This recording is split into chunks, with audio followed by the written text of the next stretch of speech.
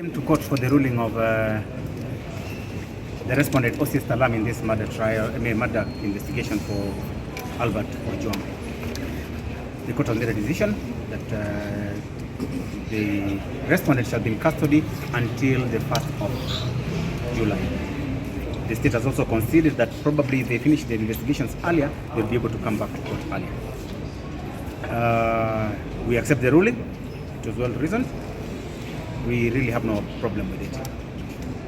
But as a result of that, we have also come under certain other issues that emerged from last night. Yesterday we were in court. We were able to show that the phone that belongs to the OCS had been handed over to the investigating team, IPOA. Mr. Jibril, the investigating person, agreed that he had the phone. It was not contested. We also made an attempt, as the arguments were going on, to give him the number and the access to the phone. Speaking for myself first, at about 9:37 p.m. last night, I received a message from the exact number of the OCS, which has now actually been confirmed in court that it is the exact number of the OCS, asking for money, 80,000 shillings. I have the message quite clearly that shows there was a request for 80,000 shillings. I was suspicious of the number because I knew that we had left court and the phone that we were talking about was in the custody of the investigating team. And the message is quite here, it's quite clear for anybody who wants to see it.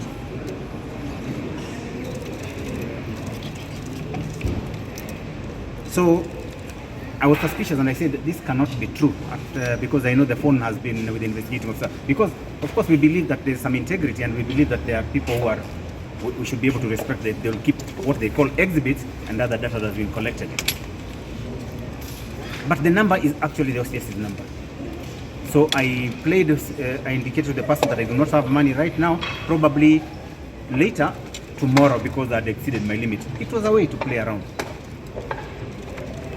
Today in the morning, the person said, okay, thank you. And today in the morning at about 9, the person again sent me a text asking me good morning. I did not respond because I knew that there was something being played here. I spoke to my colleagues who are here. I had also spoken to Mr. Omari, Mr.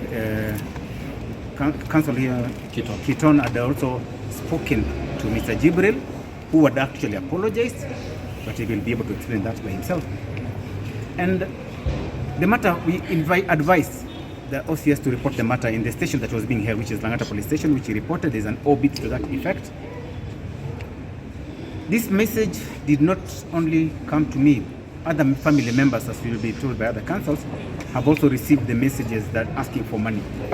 While we were wondering why there was a fundraising to that effect, the OCS is actually shocked and has started the process after the report.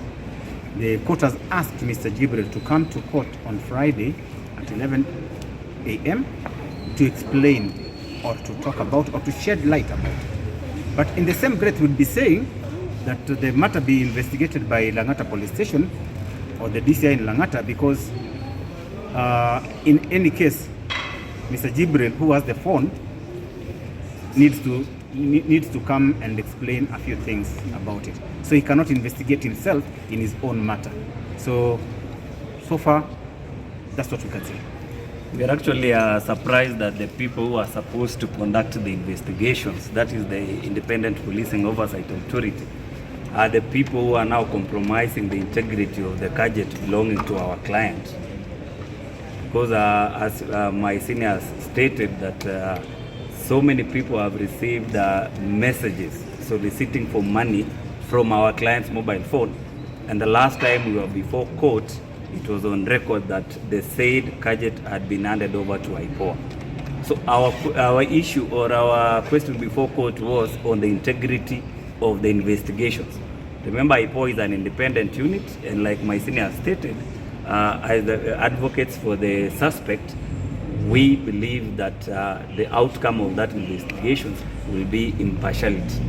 But as you have all heard that we are now complaining that the mobile phone belonging to our client has actually been compromised. So the big question tonight is, what will happen to the entire investigation? If something simple like a mobile phone can be compromised, we don't know who, and we don't want to speculate. My senior has indicated that Jibril, who is the investigating officer at IPOA, is a person of interest, and we will wish to see that he is invited at Lang'ata police station to make a statement. But be that as it may, our question or our issue is, what will be the outcome of the entire investigation? Will the public or will the council or will the suspect have, will they believe in that investigation? Because if already something simple as a gadget has been compromised, what will happen to the entire investigation? And remember, this is a very serious case. That is the question we have tonight. Thank you.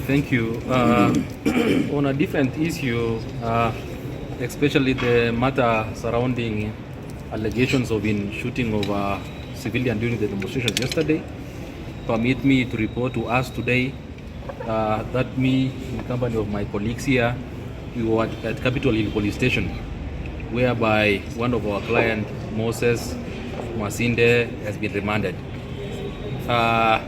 He was summoned by the officers from the homicide division of the DCI yesterday to record a statement, and he has done so.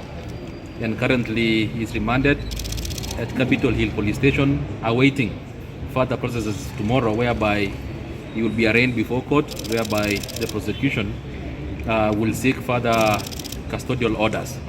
But what we want to report to the public and the members of the press is what you saw yesterday of a demonstrator being allegedly shot. That rubber bullet shot was not from our client. And I will invite you to consider the angle. Whereas there were two police persons allegedly following this person, the question that begs our attention is where that rubber bullet emanated from. We've had interaction from our client, and he's saying he's not the one who discharged that rubber bullet. So the person who has been arrested and remanded at Capitol Hill Police Station is a case of mistaken identity. He was not the one who fired that rubber bullet, and we don't know who. So we are calling also upon the IPOA to take over the matter. And what raises eyebrows is the manner in which the homicide division of the DCI came into the matter. The homicide division or unit can only come when the person is deceased or when we have lost someone. But we have not lost anyone, and yet we have the homicide unit coming to investigate. But of great paramountcy is the fact that a different person, a case of mistaken identity, is being remanded at Capitol Hill Police Station, whereby we all acknowledge that there was no live bullet which was discharged. It was a case of rubber bullet, but the same did not emanate from our client, whereas our client was captured from the footages, but that rubber bullet emanated from another gun which is not our client. So we'll also invite the investigation and expect the report to do the independent investigation, and we'll also urge the members of the public not to draw conclusions, to await the investigations, and they will be in for a rude shock when they see that ballistic report, which will show that our client did not discharge anything. So it was from a different angle. It was not from Masinde Baraza. Thank you. But if I may just add on that, maybe I can just touch on the issue of the processes, because as it were right now, our client is being held in custody. I think it is important for us to inform the public that our client is going to be arraigned in court tomorrow for the purposes of pre-taking and for the requisite process, because as it were, he was arrested yesterday and is yet to complete the 24 hours. Perhaps I think that is the question that the public is asking themselves. When is he going to be arraigned in court? We want to confirm to the public that he is going to be arraigned in court tomorrow, and we suspect that IPOA is going to seek for extension of custodial orders so that they can carry out investigations. As you have heard from our colleagues, we know that the investigations are not conclusive as at the moment, because we are very sure that our client is a case of mistaken identity. So we are waiting for the IPOA to come and seek for more time, for which we are also going to oppose that application. I think that is much that we can say for now, but just to wrap it up, our client is in custody and is in safe hands and sound.